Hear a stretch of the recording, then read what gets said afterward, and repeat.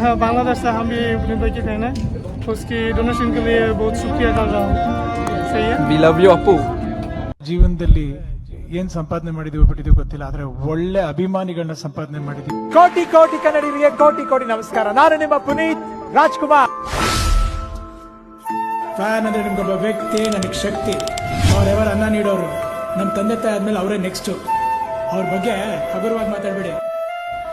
ಸಾರ್ನ ಹೆಂಗ್ ನೋಡ್ತಾ ಇದ್ವು ಡಾಕ್ಟರ್ ರಾಜ್ಕುಮಾರ್ ಸರ್ನ, ಅದೇ ರೂಪದಲ್ಲೇ ನಾವು ಅವ್ರನ್ನ ನೋಡ್ತಾ ಇದ್ವಿ. ಅಪ್ಪು ಅವ್ರಂದ್ರೆ ಒಂದೇ ಒಂದು ಮಾತು, ನಾವು ದೊಡ್ಡವರ ಚಿಕ್ಕವರು ಅಪ್ಪು ಸರ್ ಹತ್ರ ಕಲಿಯುವಂಥದ್ದು ನಾವು ತುಂಬಾ ಇದೆ.